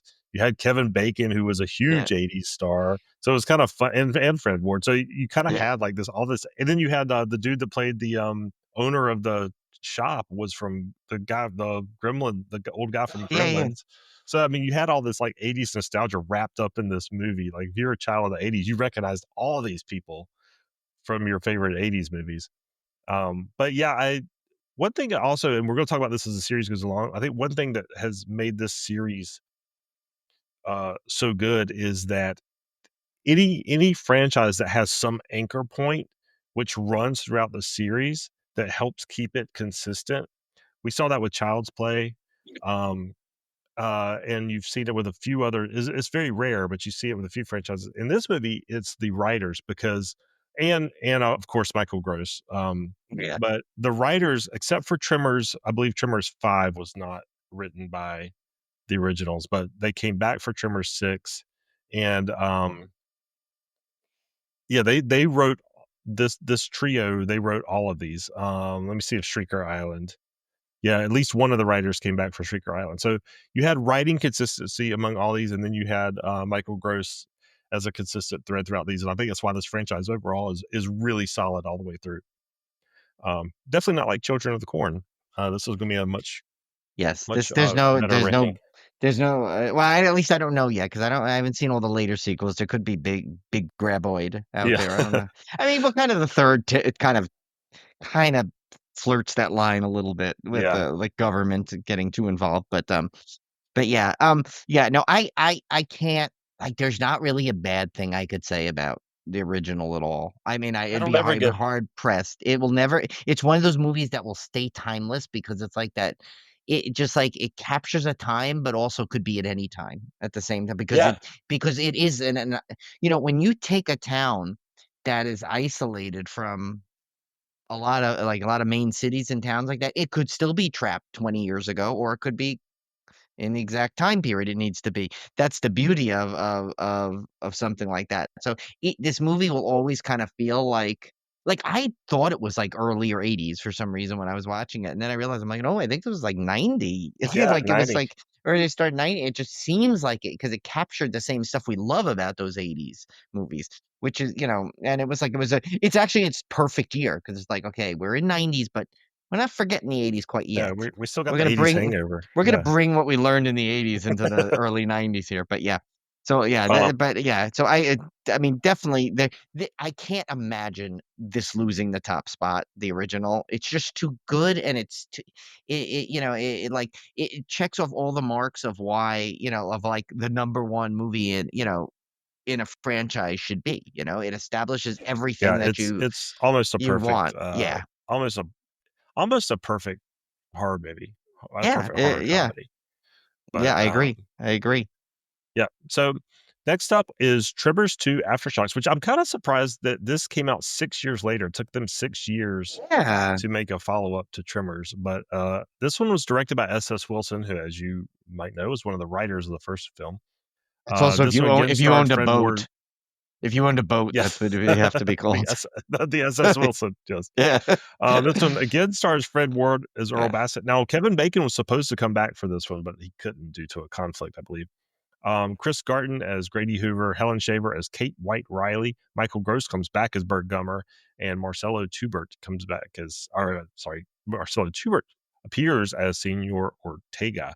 Earl Bassett, now a washed-up ex-celebrity, is hired by a Mexican oil company to eradicate a graboid epidemic that's killing more people each day. However, the humans are the only one with a new battle plan. Now, according to Letterboxd, I had seen this before, but I swear I remembered nothing about it. I don't know when I saw it, but I remembered nothing. So it was like watching it for the first time. And you know what? The absence of Kevin Bacon is not felt that much because Fred Ward is so darn good Right, and that, what we said earlier, we yeah, said it was Fred Ward's movie, and so if there was gonna be like, I feel like his absence would have been more felt than Kevin Bacon's, yeah, and I don't know if that's because Kevin Bacon's in everything, and, like, you can't, like, look, in a direction and not see a Kevin Bacon movie, so it's like, Fred Ward's much more of a rarity, I guess, but still, I just think the character development, like, I don't think I think to tell the story properly, you needed the absence of Kevin Bacon. Don't get me wrong, I love Kevin Bacon. I mean, yeah. but I think Who doesn't love I bacon, right? yeah, I mean, everyone loves bacon. But yeah, no, I think Fred Ward's character was the one you needed to see because, kinda at the end, he goes off with the girl and, Kevin Bacon goes off with the girl at the end of the first one and, like, now their friendship has a rift. So it's like you kinda want to see where Fred Ward ends characters of Earl ends up, And what a I think it was perfect, the like, right way. what a perfect way, like, I love what they did with this character. So he basically the graboids have become an IP at this point Yeah. now. They're successful, like, they've been monetized, there's video games about them, and Fred Ward did not jump on that train, so Right. he missed out on these millions of dollars he probably could have been making. He wouldn't have. That's how good the writing is on this. His character would not have done that. He would have, as far as I'm concerned, his character went exactly the way they wrote him in the first one would have went to. He still did, and they even make a joke about it later on in this movie. He goes, "Well, maybe you take advantage of your third missed opportunity," kind of thing. Yeah. Because like Fred Ward was that kind of, and that's the way it was. He was consistently like that. He had that thick headedness. Like he's just, he's not a dumb guy, but he's just not like he kinda, like, was, like, he just, like, I know what's best. I'm gonna go with my gut feeling." And, sometimes those work out, sometimes they don't, but he's also the kinda guy that wouldn't get caught up in that kinda stuff, like, Yeah, and that's yet. where He the would need a lot to get him there. He needed, and like, the that's where second movie. I think that's Basically. where having consistent writers between films is so important because they know these characters backwards and forwards, and Right. they're not gonna make the characters do something they wouldn't do.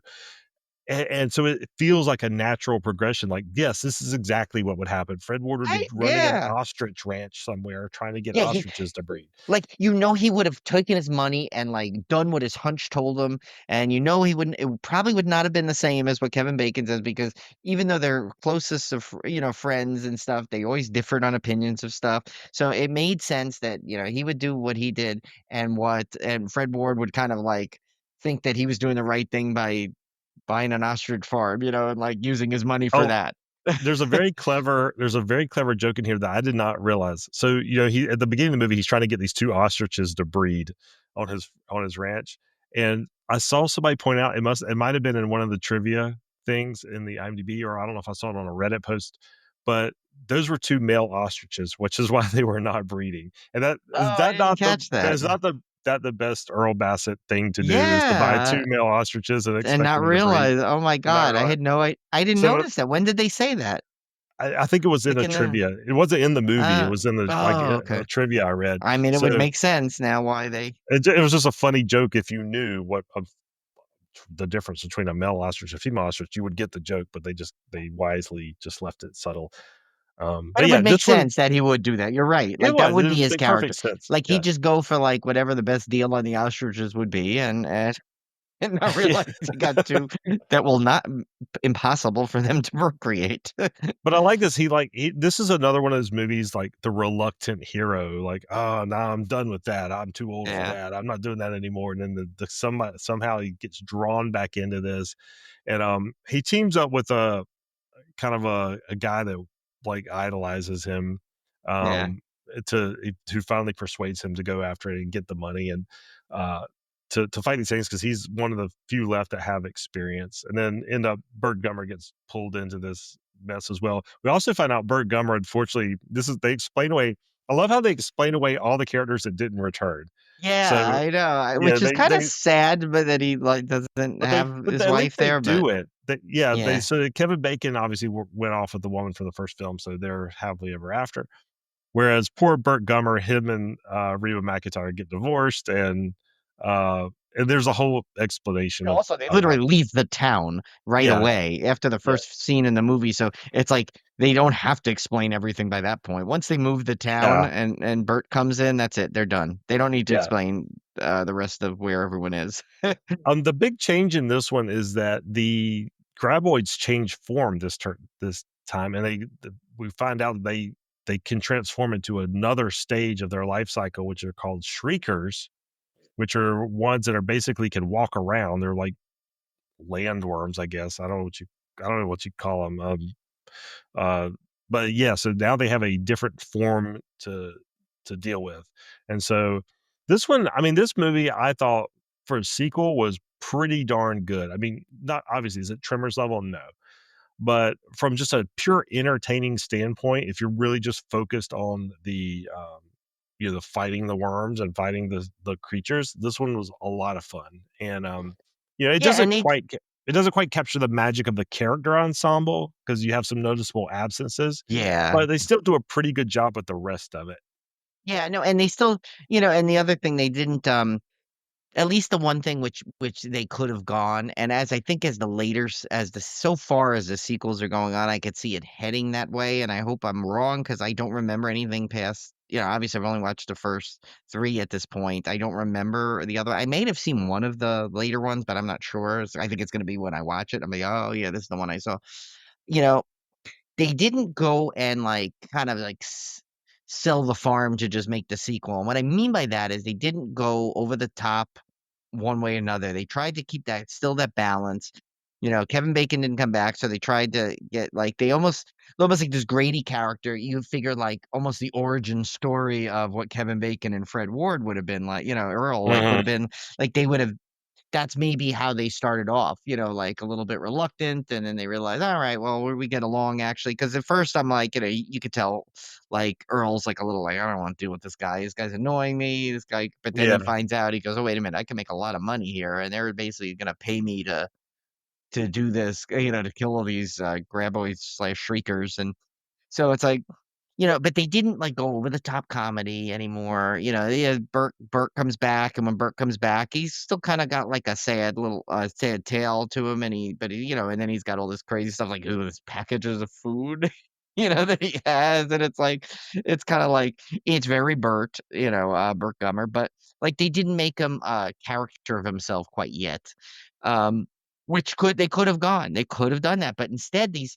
writers and like you said, when it's the same writers behind it, they already know the characters where they're gonna end up in their heads.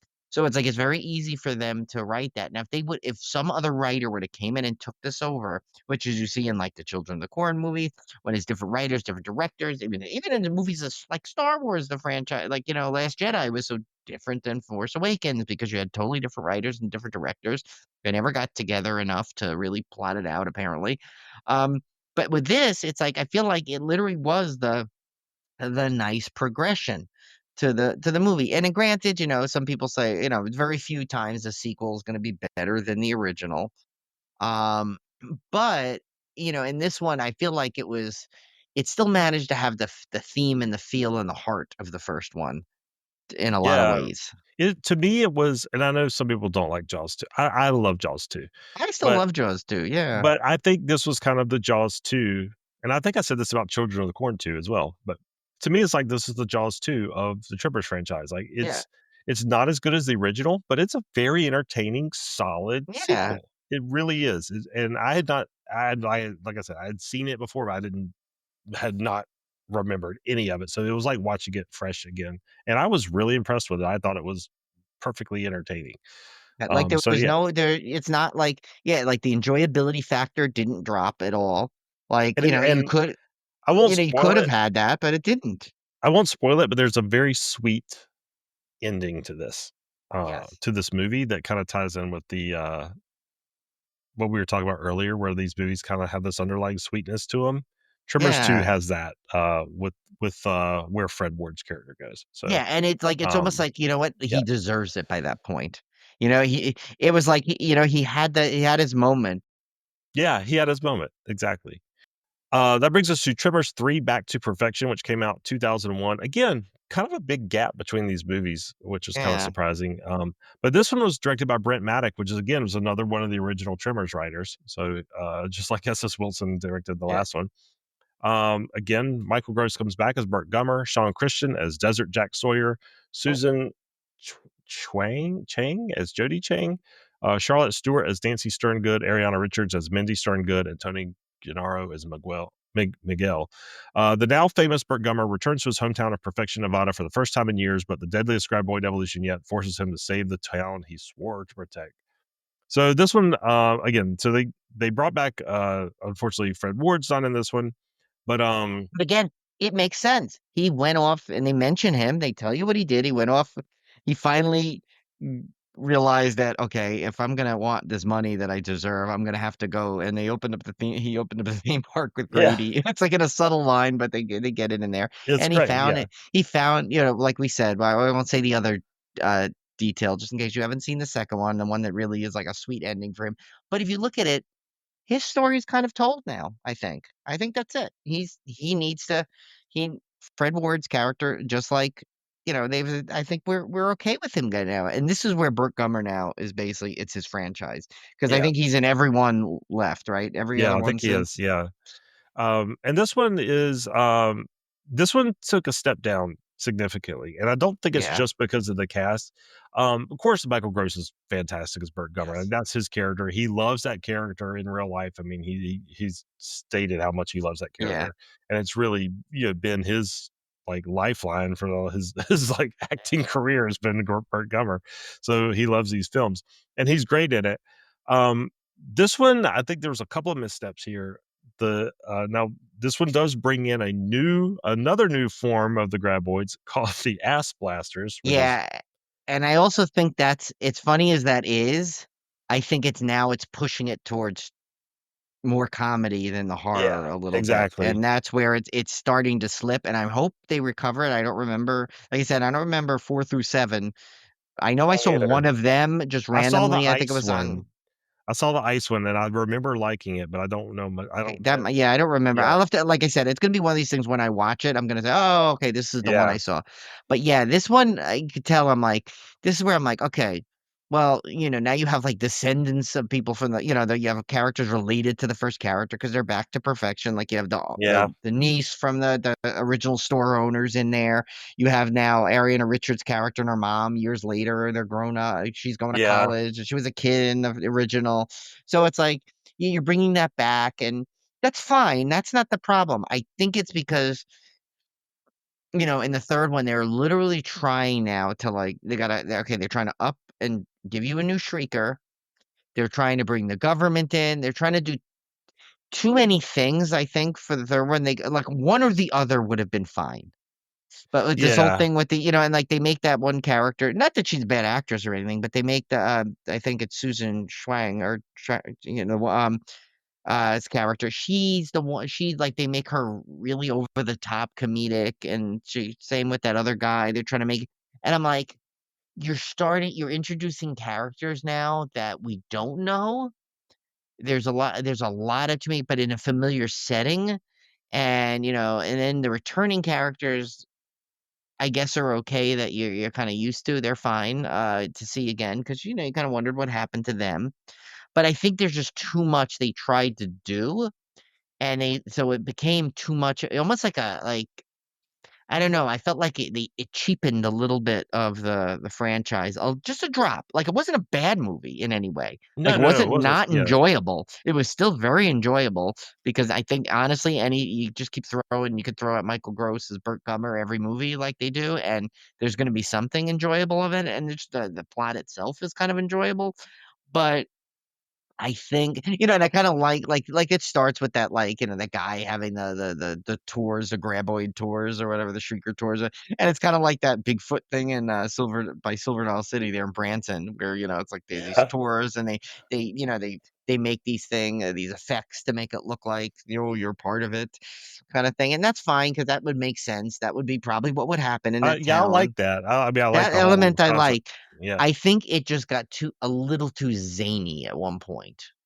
Too It fast when does. the This others one kind of stayed a balance. This one just all of a sudden at one point just kinda went, "Whoa, we're Yeah, gonna go this one's zany definitely now." where they start leaning more heavily into the comedy side than the horror, Yeah. and it's still pretty good. I mean, it's still pretty good, but I think Mm. my biggest problem with it was just that they introduced CGI, and now granted, That too, it's yes. not all Yeah, CGI. They still use a lot of practical effects, but the CGI is just is so noticeable. It stands yeah. out so much that it was distracting for me, and I just wish they had just kept it. And I don't know, I'm sure the later series use CGI, but in this one, it was almost like especially watching these back to back, it was very noticeable that they were using CGI. And Yeah. it like you said, it felt cheapened. I believe Tremors 2 was direct to video as well. So it's not like this was the first direct to video, but it kind of set the tone as this was the first one that felt direct to video, I guess. So like I Yeah, felt every yeah, minute of it. I mean, even the and cover art is and terrible for it. again, it's still better than a huge majority of straight to video Exactly. things Yeah. because I think you still have the glue of Burt The Gummer glue. in there and his character, and every scene he's in is still something, but, like, I just think there wasn't enough. I think it, like, missed a little of the heart that the other two had. It It didn't definitely have that, did. like, moment where you were like, yeah, and it tried to, with the 2 characters, have a little romance angle, which the other 2 had too, but it was characters that you weren't familiar with, so you couldn't. Yeah, you Granted, didn't yes, have that bond. you could say that in the first one. Well, you didn't know Kevin Bacon's I know, but, like, the character you didn't know any characters. Everyone was kinda being introduced, and you learned a lot about them because the writing was so good really fast. This one now in the 3rd movie, you're throwing in characters that we don't really know, and hard to develop them in the way the plot went on this, it's hard to develop them fast enough that Yeah, you you can't. would You have the care about them government coming. enough. You have the government coming in, you got a new form coming out. I mean, And you got there's too much going the on. the kid return from the first one to try and make it Yeah. like, I mean, it just there was too much that, like, to focus on that it didn't have enough time and it was a pretty long movie. It was almost 2 hours. These movies are not Yeah. like the 92-minute things that Children of the Corn were. But so No. it was kinda like you're a little bit like, "Well, I'm not sure why this is all of a sudden now, like, we're supposed to care so much about these characters here." But, I don't know. It But was that said, is we're only comparing it to the first 2 films. Like, it's still right. from a direct to video monster movie standpoint compared to other direct to video monster movies, it's still, like, really good. Oh, Like, so yeah. it's entertaining. It's very Yeah. entertaining. It's just but it's definitely by far it's the inferior out of this batch, obviously. Yeah. It's definitely a step down from Tremors 2, but it's still pretty entertaining. I mean, it's still a Right. good monster movie fight. And the ass blaster graboids, they can actually fly, so it gives them Yeah.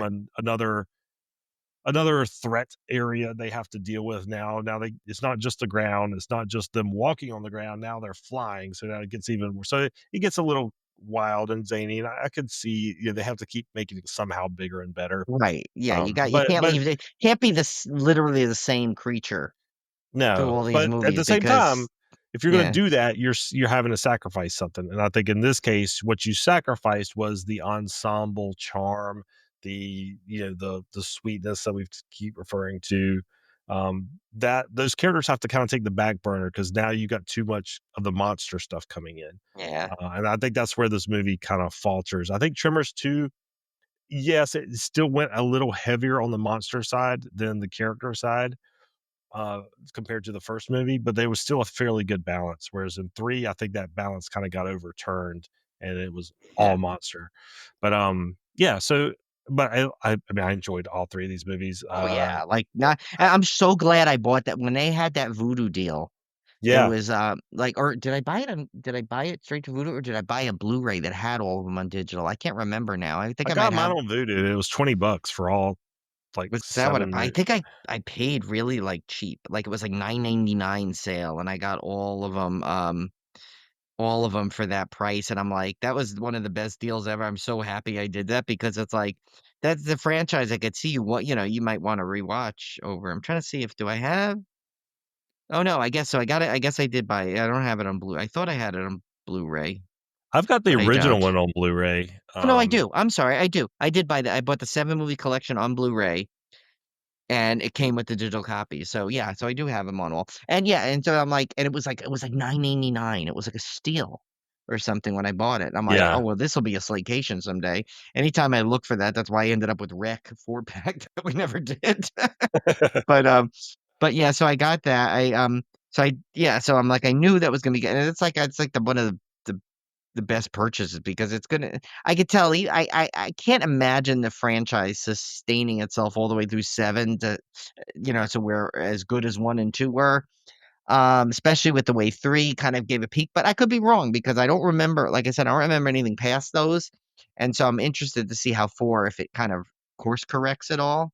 'Cause I'm sure this one got criticized with some of the same things we're saying, Yeah. so I'm interested to see how 4 will be.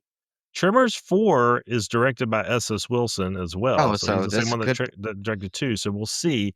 It's also got Brent Maddock as one of the writers, so you still have some of the continuation there, so we'll see how 4, shapes up.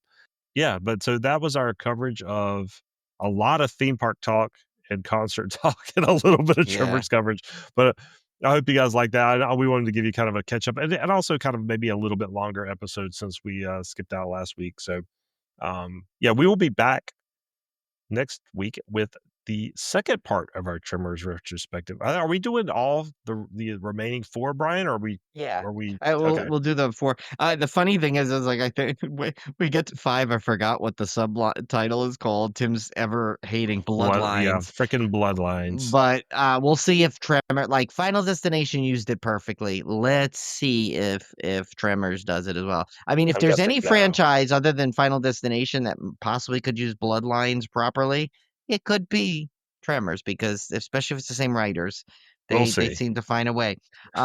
Also, and they did, what was I gonna say with, oh, yeah, and at least there's not as far as I know, right, they don't go to space in this franchise at all, right? No, they don't go to space. There hasn't been a 3D one, I don't think yet either, so No, they haven't no, jumped the shark, ironically, in this franchise with the 2 not yet. classic Not horror yet. mistakes, or not mistakes per se, but you know what I But mean. yeah, classic jump the shark moments in the Yeah, yeah. franchise. Yeah. But I gotta tell you, I'm really enjoying this franchise. Like I said, I think I only remember the first 2 seeing years ago, so this is kind of fun, like, rewatch. I think you're gonna like 6, which is the Arctic one, because I remember enjoying that one. Even I watched it completely out of context because I had not seen the other sequels, but I do remember liking it. So I'm hoping it holds up and I'm not just completely misguided there. But Oh, I think I and must have watched it for Halloween challenge or something. you might have. I think I kinda remember you Yeah. doing that. I don't remember what it was. I think we did have some kind of ice Probably like, something with the or winter. like sixth in a series or Oh, something, yes, we probably. did. We did have that I think one. We that's what did it have you was. had to do a Yeah. 6. Real quick, though, I know some people may say there's well, are you gonna we're gonna include the TV movie that Kevin Bacon kinda came back with it, but that was more of a pilot for the TV show that never went, so I didn't put it down. I don't think I'm gonna include it because it was technically. It's funny. IMDb lists it as a TV movie, but I think it was supposed to just be a pilot to the sci-fi series. Yeah, because the sci-fi series got canceled halfway through. Right. And I think that was the I mean, Yeah, I I just don't. didn't want to Yeah, like because it's like that borderline TV pilot / TV movie kind of thing, and I'm like, it's separate enough. Let's just like do the actual movies this yeah, time, and yeah. we I think can do so. a bonus episode later on. Maybe we'll dig that up and do it on that TV pilot. But right now, we're not including it, in case people were wondering if we were. I figure I just make that piece now, so we don't get a million questions. All right, guys. We will see you back here next week. Yeah, and what's that meal thing he has in there? Make sure you stock up on the meal MEAs or something. Meal MREs, or is it MREs, MREs? yeah. MREs, yeah. Stock up on your MREs. Yes, you need those. Actually, Costco sells a big like one of those kits now. It's like 165 meal pack like buckets now. Oh, So nice. Like if you're like I a prepper or something. Yeah. Yeah, but part of me is it weird. I wouldn't call myself a doomsday prepper. I mean, they end up on my feed lately, but I don't. I'm not a doomsday prepper, but I love kits of things. Like I love camping kits. I've got a bug out bag my dad made me that has MREs in it and everything. It's like a Yeah, I kind bag, of like a want them physical just for the bag. hell, just kind of Yeah. want it, because you never know. I mean, Yeah. we need an earthquake prep kit, Yeah. we're It's living in fun. California. But I like kits. I don't know why. I just like those things. I love camping kits. That's why that thing you got, Julie and I, that little like cool A like picnic kit. Yeah. picnic thing. I love it because it's like got a place for things. Like that's all me. It's like I love that shit. We need a So Tremors it's like kit. We need a I do. to come up with a Well, anti-sandworm kit. an official Civil Gore licensed Tremors kit we need to come up with. Graboid protection kit. Yes, There you it will go. come with a QR code that links right to our podcast and a battery pack so you can charge your phone, at least listen to the Tremors episodes while you're trying to survive them. Oh, by the way, so I got an offer from Libsyn. This is a little behind the scenes, guys. Check this out. You're hearing live talk. They now offer advertising no matter what your Oh, downloads are or anything. And I was like, oh, okay. So I'm not going to add ads to the podcast. And we yes. always like keep it free unless it's Yes. Manscaped, but they ghosted us, so Yes. they don't get a second chance. But Or I if was we get some like, Croatian company that yeah. wants to So I was have like, us. "Oh, this is cool." So it doesn't matter. Like, there's no restrictions because it used to be Libsyn. You had to have like 20,000 downloads a month or something before they would even consider you for advertising. No restrictions. Anybody can sign up for advertising. So I was like, "Oh, cool." They said, "Here, put your stuff into this calculator, and you can find out how much you can make per month." I was like, "Oh, Oh, if we could yeah. add ads that would offset our hosting fees, that would be great." So I Yeah. put everything in the little calculator, and it said we could make a grand total if we add ads at the beginning, middle, and end of our podcast. Not chosen by us; they were just Yes. inserted. Oh, God. Who knows what we'll get? Beginning, middle, and end of our podcast. Guess how much we could make a month? $2. So Why I doesn't even like cover our like electricity, like so, for what we use for the. so all I'm telling you, listeners, is you do not have to worry about us putting ads in Yes. our But podcast however, anytime soon. I will man, not do that for $2. I don't even know if Manscaped's around anymore. Is it because they didn't I don't choose know. us? But yeah, no, I think we would only do an ad if there was something that I feel like was also beneficial for our listeners. Like if it would get us a couple of bucks and you had to sit through a 30-second ad, but you got a code of something that we think our listeners would probably benefit from. Yeah. Like maybe it was like Shudder or Fangoria, someone like that, like something that has to actually do, or a theme park somewhere where it would actually benefit our listeners for the ads. That's the only way I think we'd ever subject you to ads. That's why also, I mean, that's why we haven't done Patreon, because like first of all, to charge to hear my voice, I feel like I should be paying you. Tim balances out, so that's why I think we were just in the perfect spot. Tim's I think wonderful we would dulcet do tones. I think we would do Patreon. The only reason I would love to do Patreon just to cover our hosting cost. which would be a very minuscule amount. We would not need a lot of Right, what do we patrons pay, to do it. $30 a month, I think, for Riverside, and Yeah, what for what's 20. Libsyn? It's 20 for Libsyn, So so it's like $50 a month. our expenses are literally $50 a month, like, on this podcast, give or take the Blu-rays Yeah. I buy, which are for the podcast. So yeah, $50 a month would break us even. Yeah. And so if I could make $50 a month on Patreon, I'd be over the moon. But the only reason we haven't done it is because I feel like once you reach the point where you're asking people to pay money, you are now like locked in to deliver. Like people are Yeah. paying money, you're locked in to deliver. And I think Brian and I, just like with these vacations we took and stuff, we have to have that kind of flexibility. I feel like we want that flexibility to be okay. We're not going to do a show this week because we're going out of town, and I just don't want to be in that position where I feel like that hurts the content if I feel like this has now become a job and not something that's fun to do. Yeah, because And so mentally, it's like, I feel like we can because we're like, "Well, you know what? I mean, it's not like we're making money off this thing. We can do the schedule." Now, we do it because we love it, so that's why we try and get an episode every week out there, and we try and do something, because we have a lot of listeners I know that, like, yeah, I know it's like me, when one of my favorite podcasts disappears for a while, I'm like, "Ah," especially because I was looking forward to it for the week, but that's why we try and at least let you know, or we got out, like, while we didn't do the Slaycation, we had our buddies at ES Productions come on, and that was a fun episode. So it's like we only really skipped 1 week, but yeah. I feel like it felt like long because we were in the middle of the Slaycation, and the Slaycation always just like we said, it gets disrupted. It's hard, but that's why we started in June, so it gives us that extra whole month of leeway. But I don't have any like major trips planned where I think it would interfere with the rest of the Slaycation, as far as I know. And now we're No, we're basically gonna settled in and we're just doing little bits here and there in the house. We're in yeah. the house. We're just now No, we're it's gonna like the get this point one. where We're gonna yeah, do better than last year for sure. yes, yes. But yeah, so that's kind of just behind the scenes of the how the sausage is made in terms of like the money and stuff. But yeah, we I'm always I always I don't I hate ads in podcasts.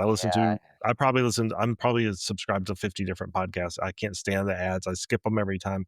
I don't want to subject our listeners to ads, and I don't want to subject you to undelivered promises by promising Patreon Yeah. perks and stuff that I can't, I would, if we did Patreon, we would deliver on it. Yeah. But the reason I haven't done Patreon is because I don't want to put myself in a position to have to do that. So anyway, that's where we're at, and we will see you guys back here next week. Again, appreciate all your listenership, appreciate the emails, appreciate the likes and the comments on Facebook and our Instagram post, and yeah, we will be seeing you soon. Oh.